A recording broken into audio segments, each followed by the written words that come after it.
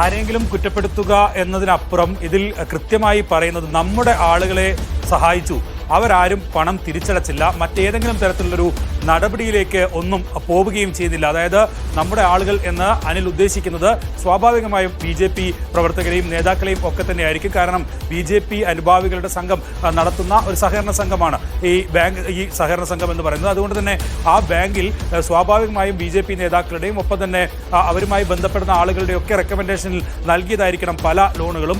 ആ ലോണുകൾ തിരിച്ചടച്ചിട്ടില്ല.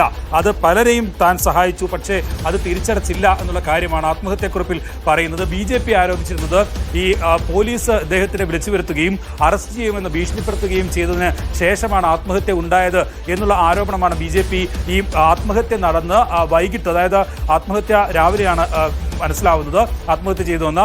അതിനുശേഷം 9:30യോടുകൂടിയാണ് BJP ജില്ലാ പ്രസിഡന്റ് കരമന ജയൻ വാർത്താ സമ്മേളനം നടത്തുകയും CPM-നെയും ഒപ്പം തന്നെ പോലീസിനെയും പ്രതിക്കൂട്ടിലാക്കുന്ന നിലയിലേക്കുള്ള ആരോപണവുമായി രംഗത്തെത്തുകയും ചെയ്തത്.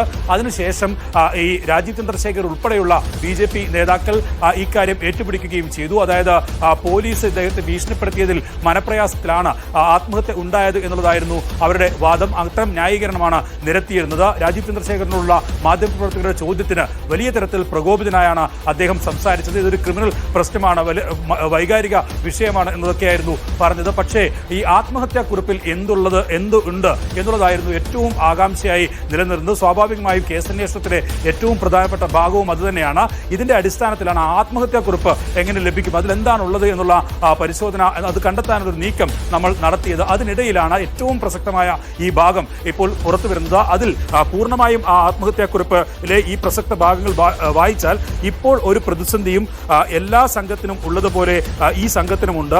ഇതുവരെയും FD കൊടുക്കാനുള്ളവർക്കെല്ലാം കൊടുത്തു. നേരത്തെ പോലെ ചിട്ടിയോ ദിവസ വരുമാനമോ ഇപ്പോൾ ഇല്ലാതായി.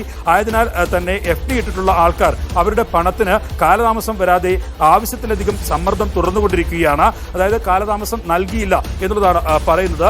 നമുക്ക് തിരിച്ചു പിടിക്കാൻ ധാരാളം തുകയുണ്ട്, നമ്മുടെ ആൾക്കാരെ സഹായിച്ചു. ഏറ്റവും പ്രധാനപ്പെട്ട ഭാഗം അതാണ്. നമ്മുടെ ആൾക്കാരെ സഹായിച്ചു, മറ്റ് നടപടികൾക്കൊന്നും പോകാതെ പല അവധി പറഞ്ഞ് തിരിച്ചടക്കാൻ കാലതാമസം ഉണ്ടാക്കി. ഞാനോ ഈ സംഘത്തിലെ ഭരണസമിതിയോ യാതൊരു തരത്തിലുള്ള ക്രമക്കേടും സംഘത്തിൽ ഉണ്ടാക്കിയിട്ടില്ല. ഇതെല്ലാം അവിടുത്തെ രേഖകൾ പരിശോധിച്ചാൽ മനസ്സിലാകും എന്നുള്ള ഏറ്റവും പ്രധാനമായ ഭാഗമാണ്, ആത്മഹത്യാക്കുറിപ്പിലെ ഭാഗമാണ് മീഡിയ വൺ ഇപ്പോൾ പുറത്തുവിട്ടുകൊണ്ടിരിക്കുന്നത്. ഇതോടുകൂടി ഇന്ന് പോലീസ് സ്റ്റേഷൻ മാർച്ച് ഉൾപ്പെടെ BJP ആഹ്വാനം ചെയ്തിട്ടുണ്ട്.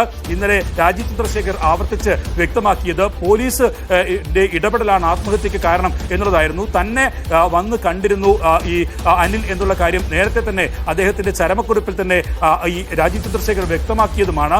അതിനുശേഷം അദ്ദേഹം ഇന്നലെ മാധ്യമപ്രവർത്തകരുടെ ചോദ്യത്തിന് എന്ത് കാര്യമാണ് അദ്ദേഹം പറഞ്ഞിരുന്നതെന്ന് ചോദിച്ചപ്പോൾ വലിയ തരത്തിലുള്ളൊരു പ്രകോപിതരായി മറുപടി നൽകുന്ന സാഹചര്യമാണ് ഉണ്ടായത്. എന്തായാലും രാജീവ് ചന്ദ്രശേഖർ ഉൾപ്പെടെയുള്ള ആളുകളെ കണ്ടിട്ടുണ്ടെങ്കിൽ നമ്മുടെ ആളുകളുടെ ഭാഗത്തു നിന്നുള്ള തിരിച്ചടവ് മുടങ്ങിയതാണ് ഈ സംഘത്തിന്റെ തകർച്ചയ്ക്കും ഒപ്പം തന്നെ സാമ്പത്തിക പ്രതിസന്ധിക്കും കാരണമെന്ന് അദ്ദേഹം ആത്മഹത്യാക്കുറിപ്പിൽ വ്യക്തമാക്കുന്നു. സ്വാഭാവികമായും സംസ്ഥാന അധ്യക്ഷൻ എന്നുള്ള നിലയിൽ അദ്ദേഹം പറഞ്ഞിട്ടുണ്ടാകും.